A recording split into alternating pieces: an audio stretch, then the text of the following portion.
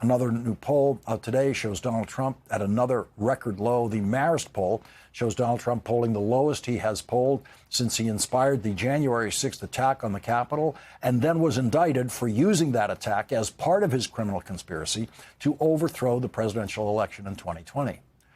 Donald Trump is at a new low in polling because he has no idea what most people want a president to do, and he has no idea what most people want a president to say. That is why only Donald Trump could speak at a national prayer breakfast, as he did today, and brag about how many times he was indicted. Let's say, honey, I just got indicted again. Don't worry about it. But think of it many times. And then they say, Donald Trump is using the Justice Department to get even. And I don't. But wouldn't I have a right to? Think of it. There's never been in history a president treated like I got treated.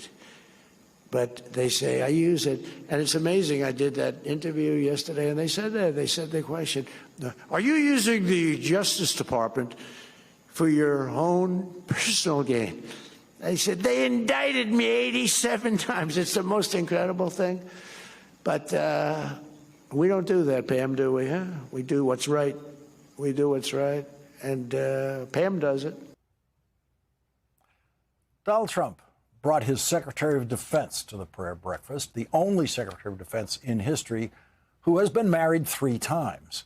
Donald Trump and Pete Hegseth believe that marriage is one man married to one woman, then another woman, then another woman.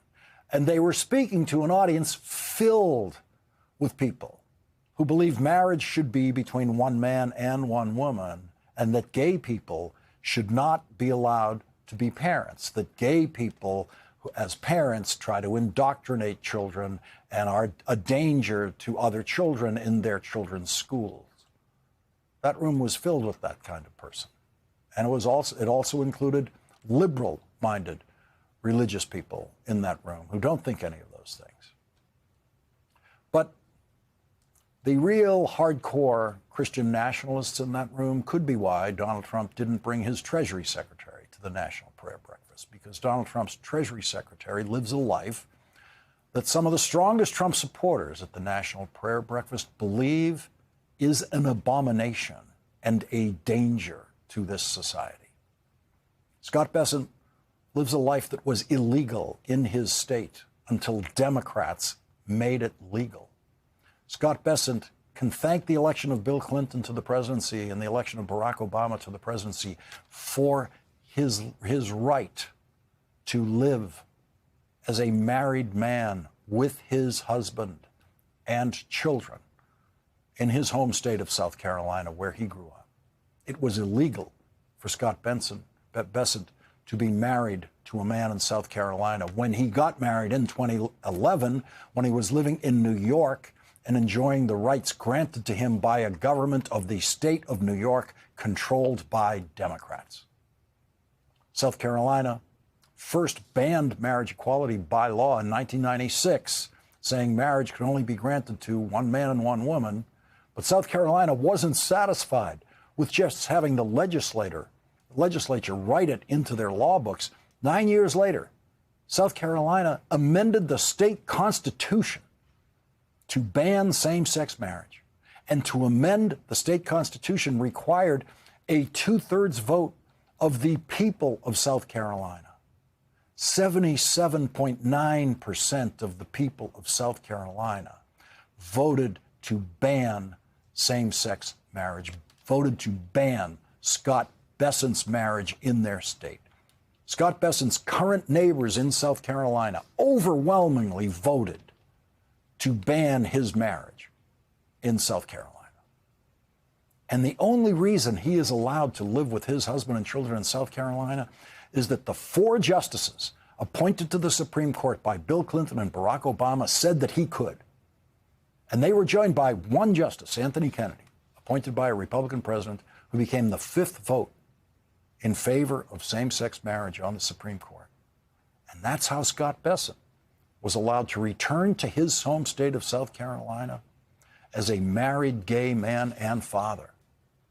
And that fifth vote for marriage equality is no longer on the Supreme Court. Now there are 6 votes on the Supreme Court against the decision that made Scott Bessent's marriage legal in all 50 states. And it might only be a matter of time now before the right case presents itself to the Trump Supreme Court for them to declare that Scott Bessent's marriage is once again illegal in the state of South Carolina and any other state that wants to make it illegal. And Scott Bessent will have to hurry back to New York or to California or to Massachusetts, where he will be welcomed in one of those states, welcomed with his husband and his children, welcomed in those states because those states are represented by senators who he stupidly thinks he can condescend to. Affordability is the top concern for Americans across the country. Donald Trump has called affordability, I want to get this right, a hoax. He's called it a scam. He's called it a con job. You're the Secretary of Treasury. You know the numbers. Is affordability a hoax, a scam, or a con job? Senator, it may be a bit nuanced for you, but what President Trump is referring to is the media saying that the affordability crisis was generated by this administration when it was you and President Biden who destroyed the buying power of the American people. So there is an affordability crisis, and you were front and center in it. So let me make sure that I understand. Donald Trump is not saying that affordability, what's happening to families right now, is a hoax? He is saying that trying to lay the blame at this administration rather than the Biden-Warren economy is a hoax. Okay, so it all happened before he got it. And everything that's happened since then, nothing is a hoax here. The Biden-Warren economy. What a sleazy punk.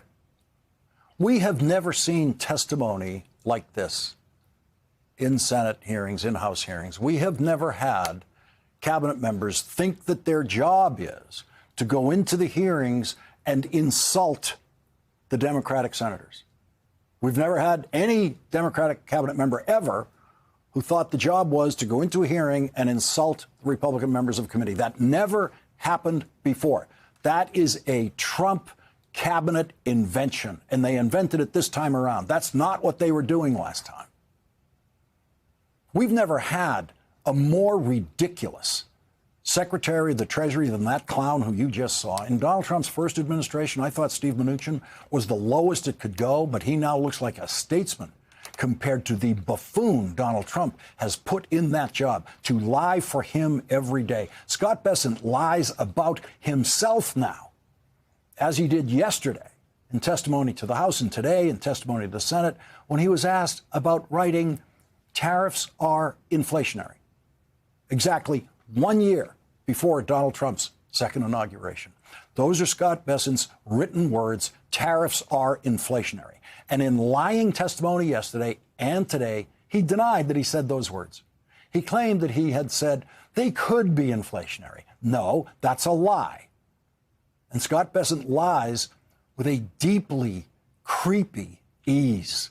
He exhibits no discomfort at all. He does it with the ease of a pathological liar. He does it with the ease of someone who was born lying. There was no evidence of Scott Bessent being a pathological liar before working for Donald Trump, but he is Donald Trump's best student in the art form of Trump speak, which is deranged, irrational, irrelevant lying. Think about what Scott Bessent, of all people, had to do to himself to become a Trumpian pathological liar in that Senate Banking Committee hearing today. The first Treasury Secretary to ever testify that way.